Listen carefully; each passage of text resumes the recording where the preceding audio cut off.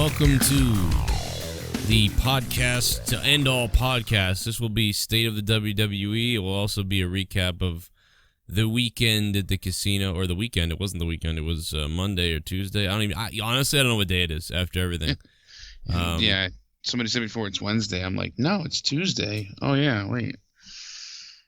Yeah, I don't know what day it is. I haven't slept, really. I mean, well, I haven't slept right, put it that way. I've slept, but I would say that the night... Actually, I've documented this whole thing, too, so like there'll be like a video out and everything.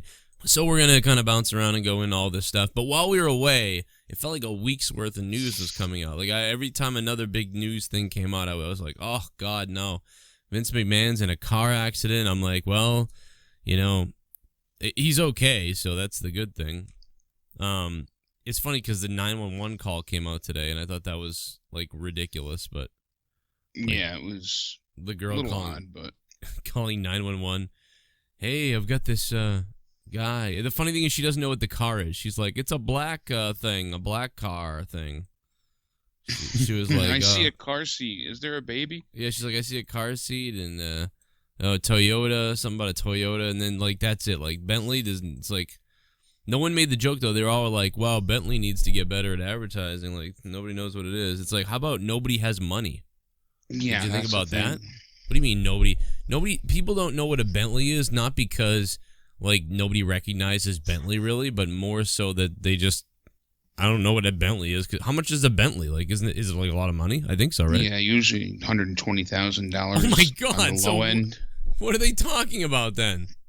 Like, really? Like, what in the world are they talking about? What do you mean? Like, oh wow, Bentley needs to do a better job advertising. No, they don't. What are you, a Republican? You know what I mean? I remember, like, nobody has money right now. Nobody can even buy a junk box. They're very elite cars. They don't need to do a better job of advertising. They need to do a better job of...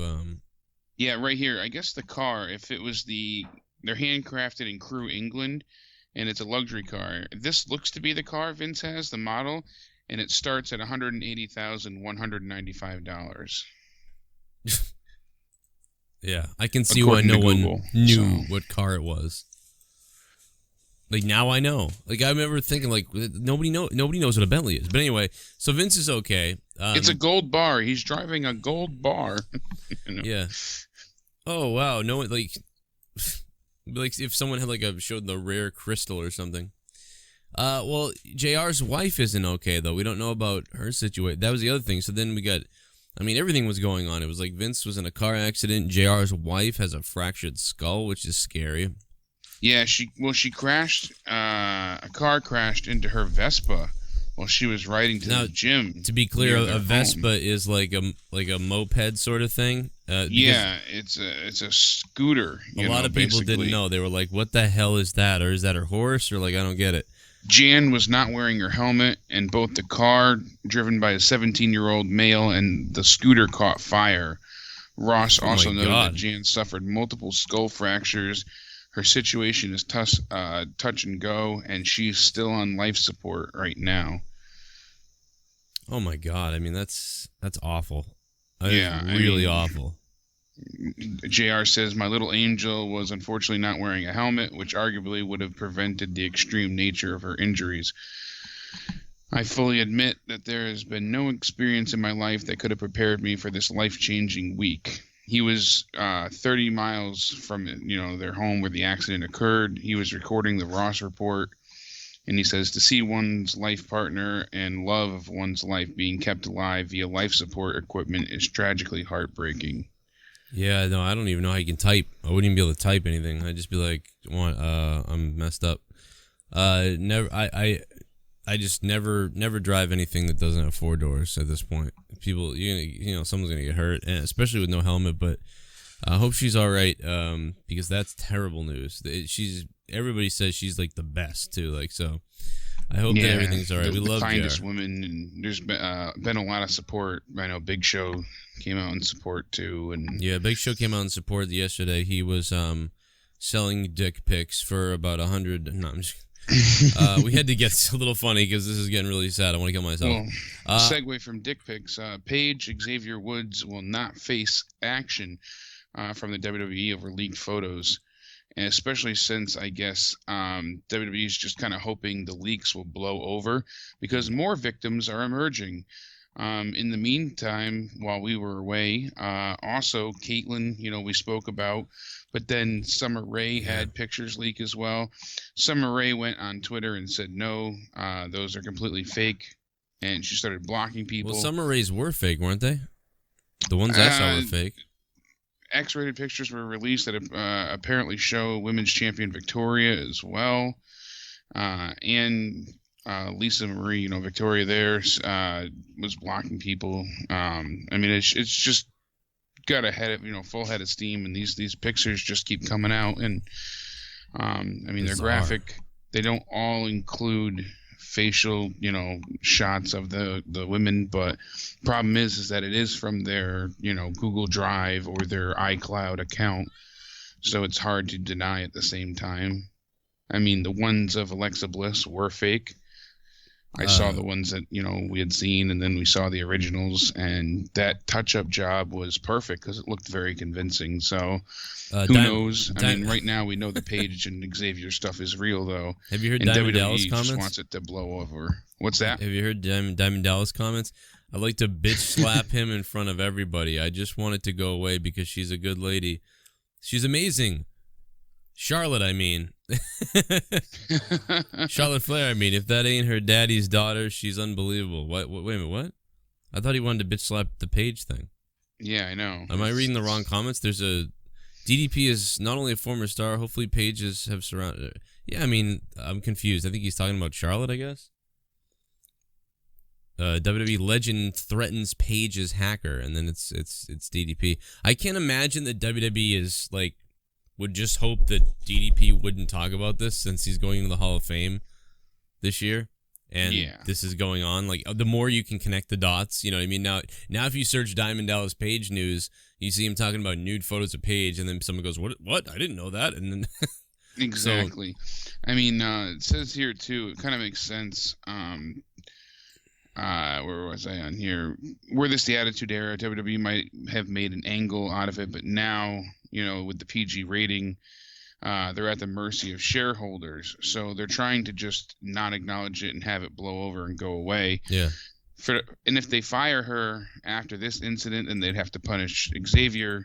And even despite the fact that one of the videos used the NXT Divas Championship title as a prop, in quotes, it would be bad PR on their part because Fighting With My Family, the Paige Life movie, is still, being filmed.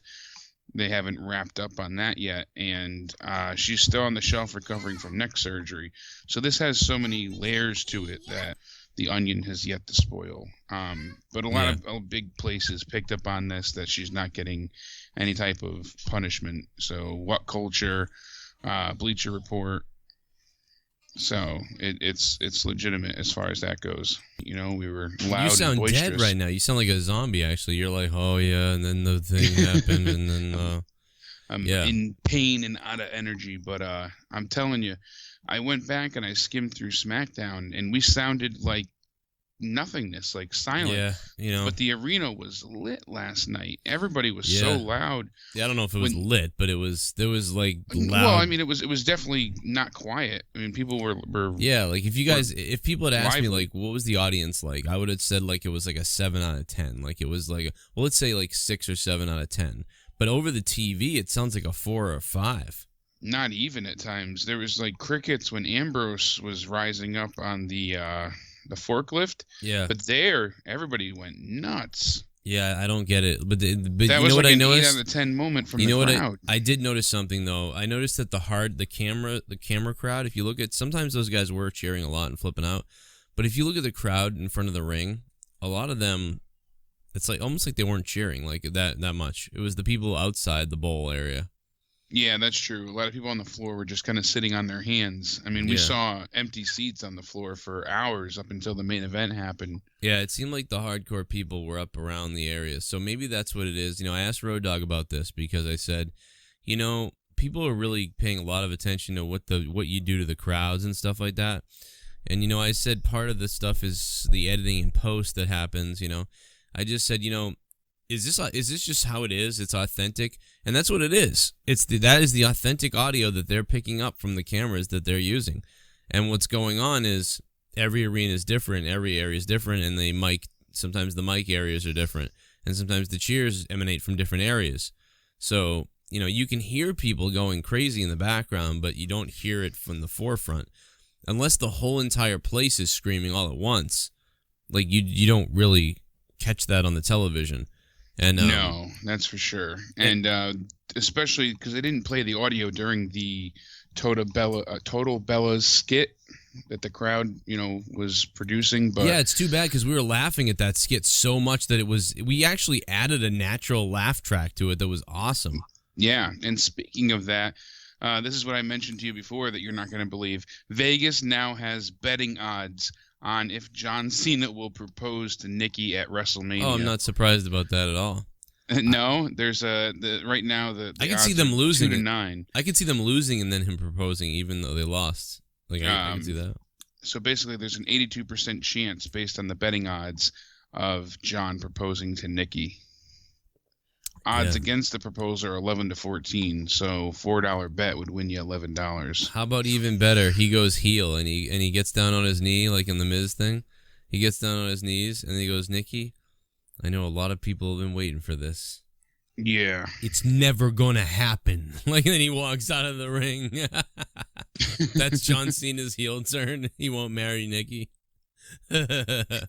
That would be incredible. Then he brings out, he debuts his new ring person, Bertha, like big bully, like, and then she beats up Nikki and breaks up. Yeah, I don't know. I love that they're attacking him because all the stuff that they're making fun of is like the stuff that for months me and Leah have been sitting back and we would watch Total Divas and like being like, man, John Cena's a psycho. Yeah, he's got all these house rules, and he doesn't want kids. He doesn't want to get married. You're strong on your beliefs. I don't blame him with that. Fine. No, that's what I'm saying. Because of his he already has a kid, so.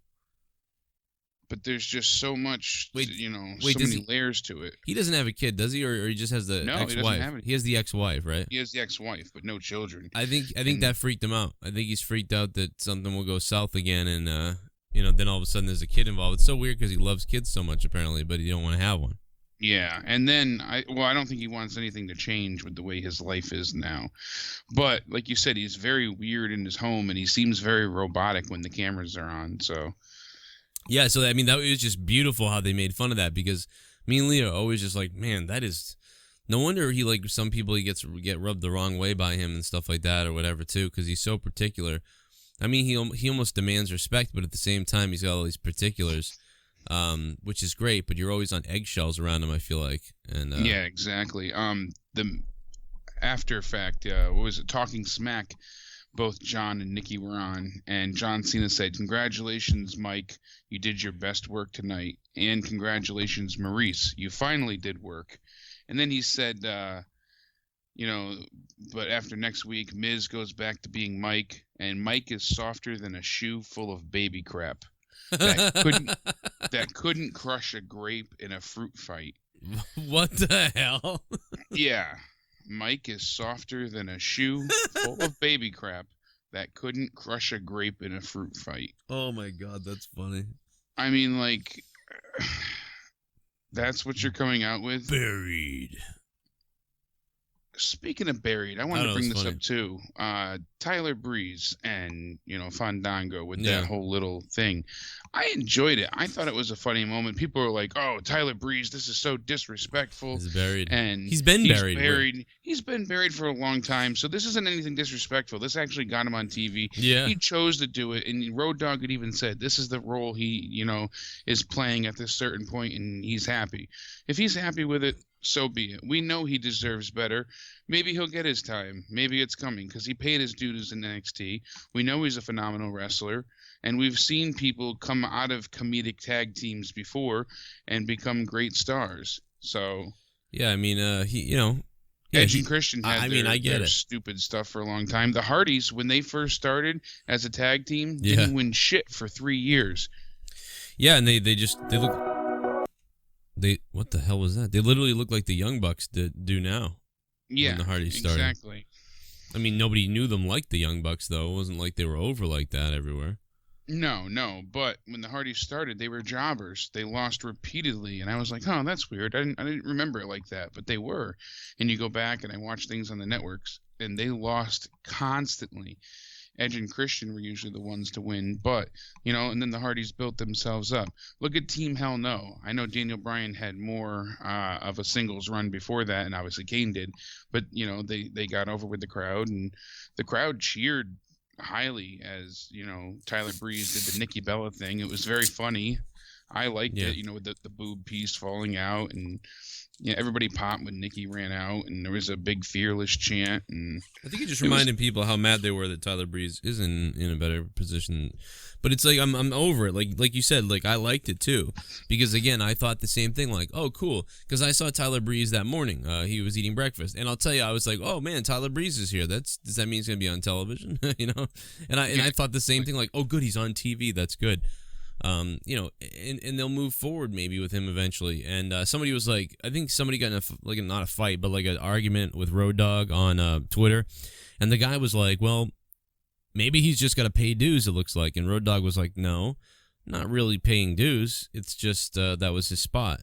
That's the role he's playing. Yeah, Tyler Breeze has already paid his dues. Everybody knows that. This is what we have.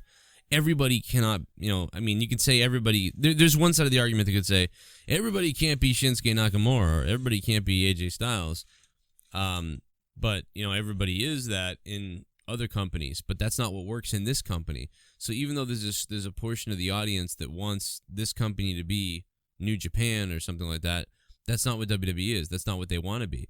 It maybe I want to see more of that too, like I do.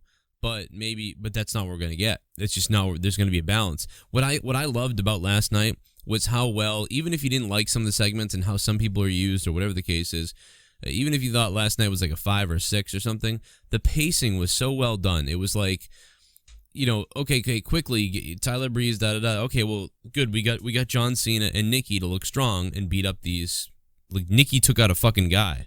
Yeah, really. So, she took out Tyler Breeze of all people. And I know that's like, oh, it buries him, but it's like, well, he came out there being goofy in the first place, and she blindsided him, and it was a funny little segment, and then they moved on. I like that. Like they found a way to get John Cena out there to get the money, to get him seen, and Nikki Bella and get him over, and then at the same time they got to be on television at least in the 2 hours that they had. And I mean, quite a few people said, "Oh, there was no build toward WrestleMania last night whatsoever," and I'm like, "What are you, crazy?" The beginning started off with AJ Styles accepting the fight, so that's building towards their fight. Then they fought. The end with Shane jumping through the table awkwardly and landing on his hip. Yeah, he bounced off that table. That hurt. It's really like you have to watch it in slow mo, but it does. That table doesn't break. It rejects Shane, and then it breaks afterwards. Yeah, then it crumbles. It looked like it was supposed to kick out right away underneath him, but instead stayed strong, and then, like you said, then crumbled. Shane's hip is hurt. Like, I mean, it's black and blue at least today. Yeah, that or his rib. I mean, it looked more like his hip. I thought it was his hip, yeah. He was, after the cameras went off, he was legitimately limping to get back. They were already setting up for 205 Live, and he was limping on the way up the ramp, so... But to think about all the things that happened last night, we had American Alpha. You saw why American Alpha lost the belts last night, because they have no story really with the fans. People don't know, and they've done and I will say they have done somewhat of a poor job continuing the Usos heel run. And because of that, you ended up getting the crowd cheering for the Usos last night. Yeah, I was starting that Uso crazy chant. Now, part of that was because the match was good. They wanted to cheer for whoever won and whatever.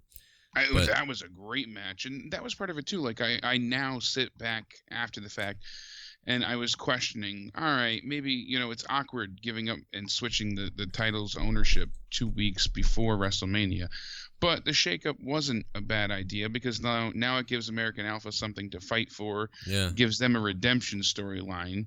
And they cheated. Like the Usos said, it cheated. builds up their heel role. What did the Usos do? They cheated or something, right, at the end? No, I'm pretty sure it was just a clean finish at the end. Or was it... They pulled. No, they pulled. All right, I know what it was. They pulled him out of the ring. They broke up the count. Yeah, somebody broke up the count, and then they won. Okay, so that's what happened. They didn't cheat. I mean, it wasn't. But it was a great match. It was like the last week's match sucked. Yeah, last week to end SmackDown was not good at all. Last They week's didn't SmackDown really was gel worse. well. It felt rushed, but last night was just... You started a story with the Usos, or you progressed and started at the same time a story for the tag belts between the Usos and the American Alpha. Dean Ambrose with the forklift thing. They're gonna end up having like a forklift match at WrestleMania now. Unfortunately, it's not gonna be. We wanted last man standing. We wanted Falls Count Anywhere. I'm telling you, it's gonna be a forklift match, or something. I wouldn't doubt it, especially seeing them pop up on the forklift. But I mean, that built towards WrestleMania for the tag division. The women fighting, coming out one by one. That was the worst. That might have been one of the worst things that happened. Was the women. I wasn't thrilled about that. And speaking of the women's division, we got a picture uploaded to Instagram. Another naked one? Another naked photo? If only. Well, this is from Summer Rae. She's at the NXT Performance Center in Orlando to train this week. She's been out of action since August with neck and back injuries. So she posted her photo wearing WrestleMania leggings and her feet up, showing that she's at the NXT Performance Center in training. And there's also another article out that says Summer Rae and Emma are being considered for the SmackDown Women's Championship match at WrestleMania 33. So on top of that, they're also possibly adding EVA Marie as well. Oh my God. So it's last year the women found themselves in that shoehorn 10 diva tag match on the pre-show. So now they're going to have this huge battle royal. So is it going to be elimination? Is it going to be over the top rope? Is it going to be I'm sure it's going to be like an over the rope, type match, Royal Rumble-esque. But I just hope it's not like the first one to get a pin. Like, it should be like an elimination thing. Yeah, I hope it's not that. I don't want it to be any of this stuff. I'm not happy with this at all. I will tell you right out. Like, this. No. This I'm not either. I'm assuming this is where Kelly returns as well.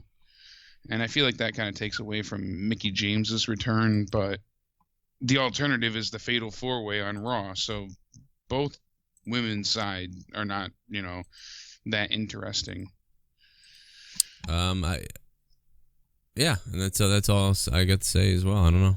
Yeah, I mean that's really it. Charlotte did a interview with SiriusXM, Jim Norton's and Sam Roberts. On them. She spoke about Ronda Rousey working well with Sasha Banks, but the one notable thing here is talking about the end of her pay-per-view streak. She said there's two ways to look at it. When I started, people started being like, you have a pay-per-view streak going on. And she hadn't considered it. She said, I was 16-0, which was weird because it became 16. I was 16-0, and then Cena won the 16th time. There was no thought put into that, but I just kept racking up numbers. I'm like, well, you have a pay-per-view streak because I didn't really think about it. I didn't.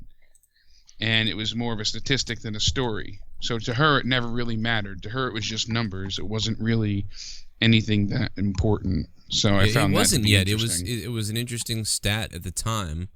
But it wasn't anything that was. It was too quick. It wasn't. They honestly, to me, they started mentioning it a little quickly. I mean, maybe they could have brought it up a couple times, like, Charlotte still hasn't lost at a pay per view, and if they had kept going with that for like 2 or 3 years, like, it would have meant something. Yeah, more. I mean, at least. That would have probably been a little bit more impactful. But she also went on to talk about the struggles her brother had. And the price of her robes. She said they're not, $10,000 a piece, but they're very expensive. They're pretty, and she has to have a new one for each pay-per-view. So she said, dang, all my money is going to these robes. But I hope, she said, I pay a lot of money for them, but I know I'll get my investment back one day. So. Really? When she sells them later? Also, at the end of the night last night, we had a dark match. We had Baron.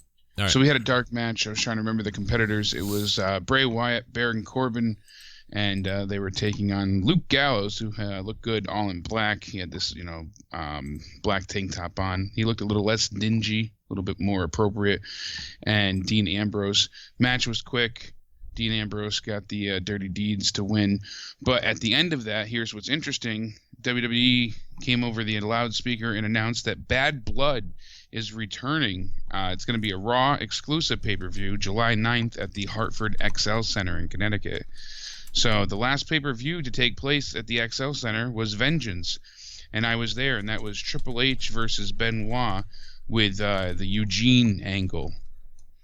I don't know if you remember that, when they were fighting over Eugene's friendship. Yeah, I do remember that. Yeah, barely. I wasn't watching wrestling at the time a lot.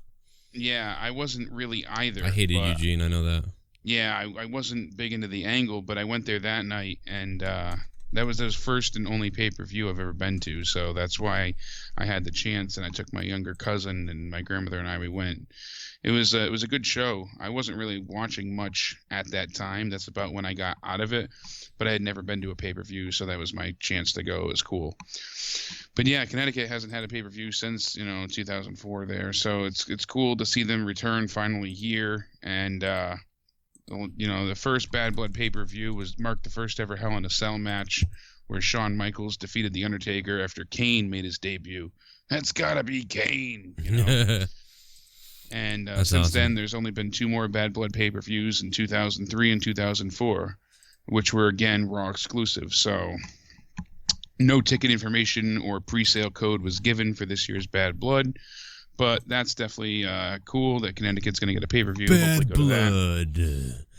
It's interesting that they want to call the show Bad Blood, because it's like, man, that's weird. Like, to have named word blood in it is interesting. I know that's stupid to everybody who cares, but that's something WWE I feel like wouldn't want to do. But I guess they don't care, or something is happening we don't know about. I mean, it's weird that they're bringing it back. It's been, like you said, a long time, dude. I remember having that poster hung up in my bedroom with the KANE one with Paul Bear in the background.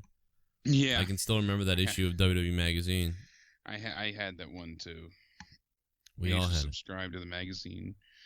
I had that Jericho fold-out, too, that Kevin Owens had. It's funny to think that Kevin Owens is, like, my age. That's weird. Yeah, I know, and how much, how big he was into the business. You don't really think about that much. Like, everybody's a fan. But it was funny to see him posing like Jericho, and how excited he must have been to tag with Jericho, and it was a cool moment to see those pictures on Raw the other night that kind of got looked over. The more you're in the business, the more it just like sort of weighs off. Like, and when you see people, like even just me doing commentary, it's like, there was years ago where I would have been like freaking out, like whatever. But now it's like when I see people, it's just like, oh yeah, cool, I'm getting to meet you. Yeah, like you seeing Austin Aries and Tyler Breeze and all those people, it worked out pretty well. What else did we have last night? Baron Corbin, Randy Orton facing each other. Wasn't a bad match. Wasn't anything special, but it was good. Becky Lynch and Carmella, like we said, that fell apart quickly. The whole backstage stuff with Bray Wyatt attacking Randy Orton was a little 50 Shades of Grey-esque. It was very weird. I don't quite understand the thing they put over his stomach. And yeah, dude, I was, oh my god, like, it was hard to see that, actually, where we from, the Titantron. It was like, there's like an X over his privates. Like, I don't know if they expected it to go that way, but it was bizarre from what we were looking at, dude.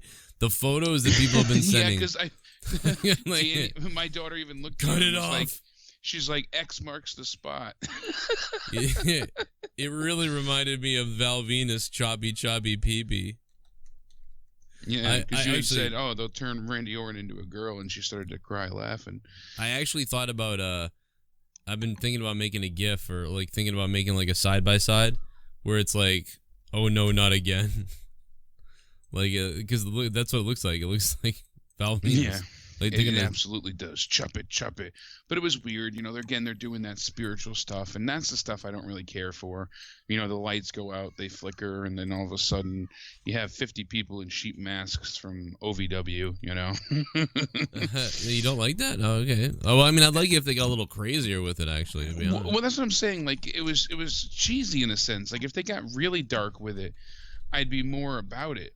But when you see like Randy's eyes change color and things like that, that stuff, that was just, to me, corny. They could do it so much better.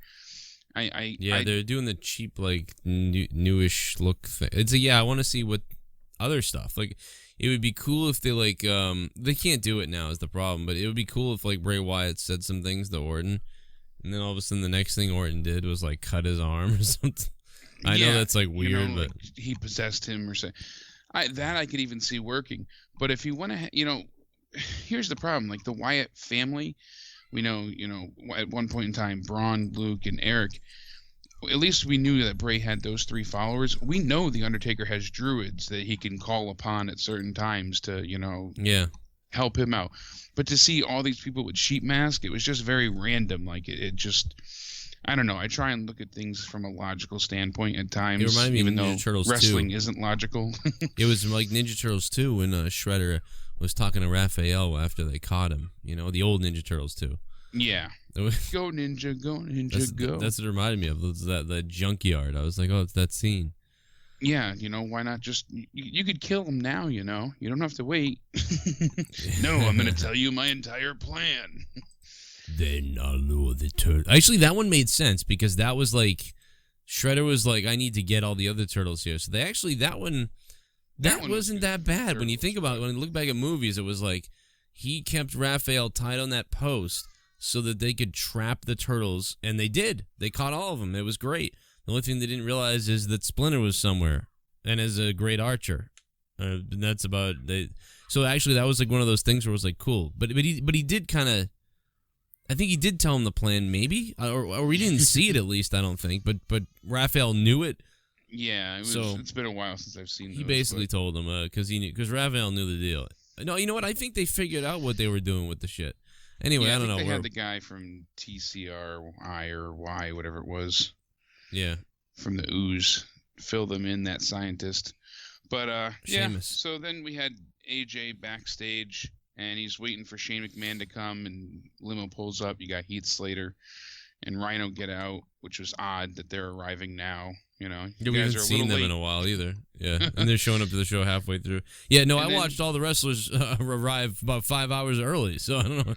Exactly. And then Shane's music hit, which was cool, kind of a surprise, because I was a little bummed to see AJ backstage. Yeah. I'm like, oh, we're not going to get anything out of it. It's going to be all backstage. Yeah, well, I want to move away from SmackDown. I feel like we talked way too much about it, but that's fine. Yeah, I just we had a good time. It was cool. Like a bunch of people came up to us and said hi. I gave a card away like I said I would, and the guy was waiting. He was like, we're ready to go. He was like, what's up? Where's the card? He said if you smell a drug, it's good. And then the guy behind him, I had a second card just in case, and that's exactly what happened. This guy just missed him. So it was cool to meet them, and then everyone else around the place that said hi. It was really weird. I was at the baggage this morning. I'm waiting for my waiting to leave. Not baggage. What am I talking about? Like it's an airport. I was at waiting for the valet to get the car, and it was like a nightmare because I left too late. And I was supposed to leave like 4 a.m. when nobody else is there, and instead I ended up like falling asleep and sleeping through it all. And yeah, passing out and waking up late. On the way down, it was like I was seeing people. It was weird. Like people were like, "Hey," so it was cool that everybody said hi. It was bizarre, and that's about really. So Baron Corbin was cool. He was actually he was like people were like chasing him down like hours after the show. He was walking by the casino, and everybody, all these people were just waiting in the casino for like to see a wrestler walking around. If you'd been there earlier the day before, you would have seen him all over the place like I did. But, yeah, so Baron Corbin was just like, people were like, hey, Baron, and everything. He was like, yeah, no, you can catch me on when I go up to later on. And he just kept walking past people, and he went and started gambling.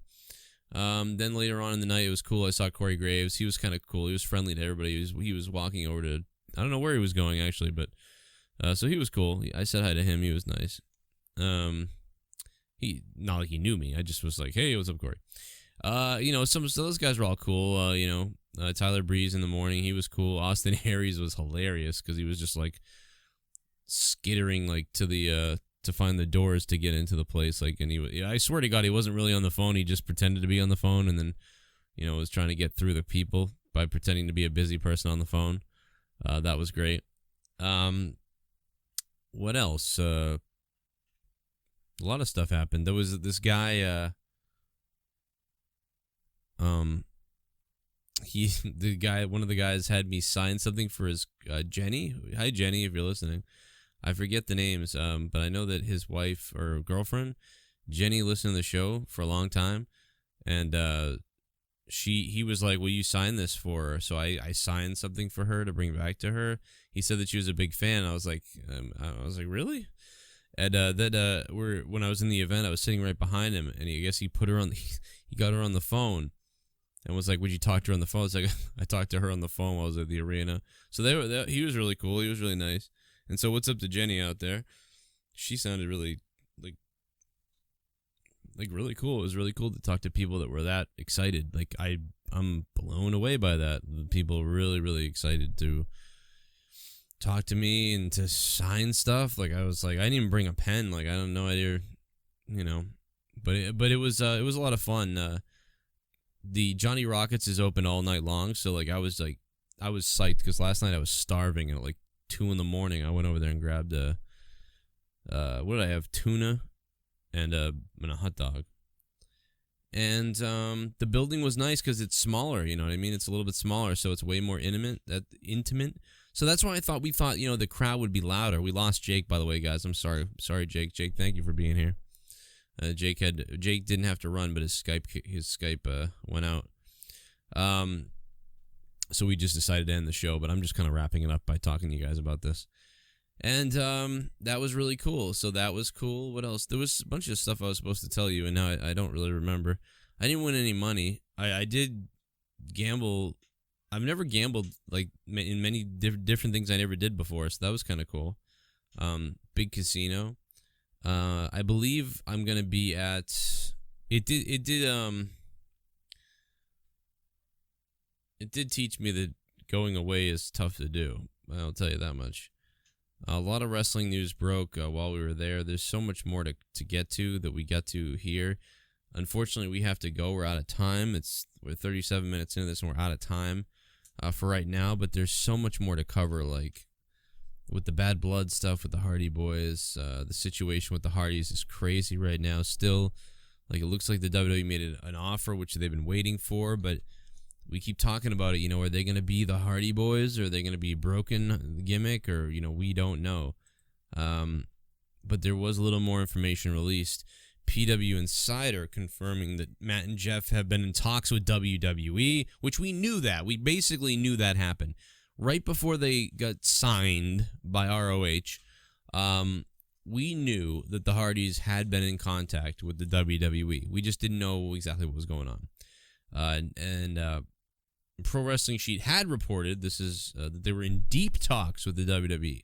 So now it looks like an offer has been formed based on the parties. According to PW Insider, the deal is only for Matt and Jeff and not for Rebby and Senior Benjamin. So it was noted that one major issue that would have to be worked out is the schedule, as the Hardys likely don't want a full-time schedule. They're currently working for Ring of Honor on a short-term deal, currently in a legal battle with Impact Wrestling. The likeness to their broken gimmick, Impact Wrestling reportedly wants a percentage of any deal that the Hardys make using the likeness, which was the brainchild of Matt Hardy, although it first debuted on Impact Television. So, does this mean that it could mean perhaps that the WWE wants their Hardy Boys back? They're not going to be the broken gimmick. Maybe the WWE feels, nope, the people really know you as Hardys, so come back as the Hardys, and then let the crowd chant the lead if they want. But that would be a shame if the Hardys showed up in WWE with no real reference to the broken gimmick at all, or not being broken. Because then would Matt Hardy portray the broken gimmick once going back to the, it just, that sucks, I think. The only way I would be down with them coming back as the regular Hardys would be like Matt Hardy explaining somewhere that he's unbroken, or the spirit of something has left him, or he's but immortal again or something. And then he goes back to WWE and they go back as the regular Hardy Boys. And then they win, or they wait till the battle's over with TNA. And once that ends, they begin redoing the character in WWE, perhaps. Like I'm back, and then Michael Cole, I can almost hear him saying like, this is the alter ego, or that we've heard about from Matt Hardy, or this is the possession, or he's broken. Don't you understand? It'd be hilarious, like if they did something like that. He's broken again. He's been broken, and him explaining the deity, whatever the hell it is. It's hard to even explain, but that would be kind of cool, I think. But how long would that take? How long will this legal battle with TNA Impact take?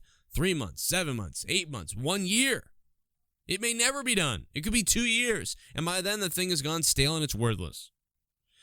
God damn, does that suck. But anyway, guys, thank you for listening. More coming throughout the day, perhaps, maybe tomorrow. I don't know. I don't believe they'll be out of nowhere tonight. I may go live with something else, perhaps. I don't know. I'm sure we'll figure that out. I'll have more videos tomorrow coming. Me and Jake are obviously very, very, very tired, as you could hear by this podcast. It was way more monotonous or monotone than usual. I hope you guys click the like button, share the video, comment down below. Oh, yeah, I'm going to answer your questions from the last few videos that I put up in a separate video. That's what's coming next, folks. So stay tuned for that, and we'll get that out to you. Thanks for listening. Make sure to subscribe if you haven't for daily wrestling content. And we'll see you soon. I'll see you on Twitter at Joe Cronin JCS. Check out these other videos that you might have missed.